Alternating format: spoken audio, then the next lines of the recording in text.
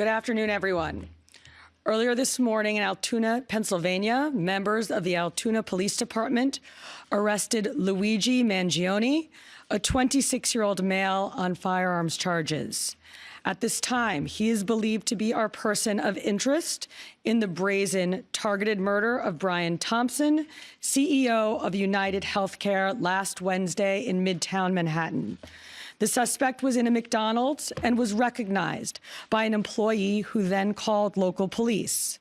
Responding officers questioned the suspect, who was acting suspiciously and was carrying multiple fraudulent IDs as well as a U.S. passport.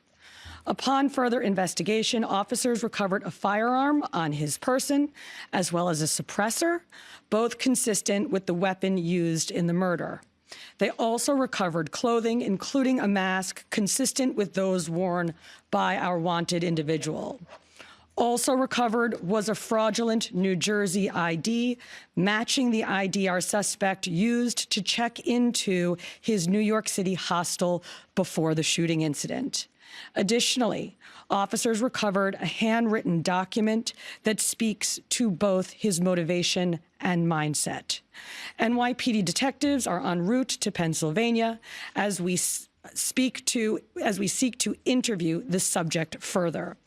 This apprehension is thanks to the tireless work of the greatest detectives in the world, and of course, the strong relationships we have with our local law enforcement partners.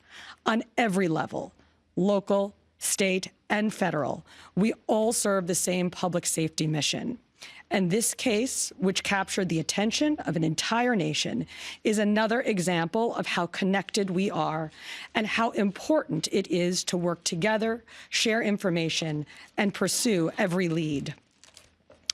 For just over 5 days, our NYPD investigators combed through thousands of hours of video, followed up on hundreds of tips, and processed every bit of forensic evidence, DNA, fingerprints, IP addresses, and so much more to tighten the net. We deployed drones, canine units, and scuba divers. We leveraged the domain awareness system, Argus cameras, and conducted aviation canvasses. And our detectives also went door to door, interviewing potential witnesses and doing the good old-fashioned police work that our investigators are famous for. This combination of old-school detective work and new-age technology is what led to this result today. And we must also acknowledge the instrumental role the media and the public played in this case. The images that we shared with the public were spread far and wide, and the tips we received led to the recovery of crucial evidence. We should never underestimate the power of the public to be our eyes and our ears in these investigations. This is the third time in 3 weeks that a member of the public has seen something and said something and done something that led to a high-profile arrest. The triple stabbing homicide in Manhattan, the gunpoint robberies in Queens during which an NYPD officer was shot, and now this. Now, the case will continue through the criminal justice process, and while we are proud of today's accomplishment, we must, of course, remember that a family is in mourning. I want to again extend my sympathies to Brian's family, his co-workers, and all who knew him. Finally, I want to thank the women and men of the NYPD, especially our Detective Bureau personnel, with a strong assist from our intelligence analysts. We also thank the SAC of the FBI's Criminal Investigative Division, Leslie Rodriguez-Bekshies, and I want to commend the staff of the Manhattan DA's office, and especially DA Alvin Bragg.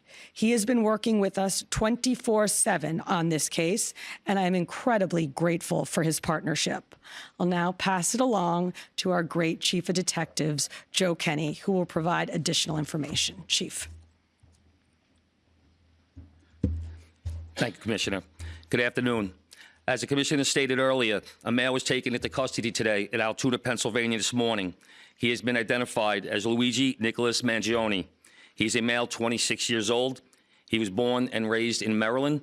We know he has ties to San Francisco, California, and his last known address was Honolulu, Hawaii.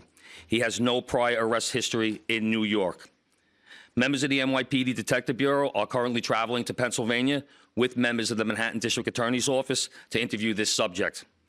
This case was brought to a successful conclusion based on the coordinated effort between numerous NYPD units, including the Intelligence and Counterterrorism Bureau, our federal partners at the FBI, the Manhattan District Attorney's Office, and of course, members of the Altoona Police Department in Pennsylvania.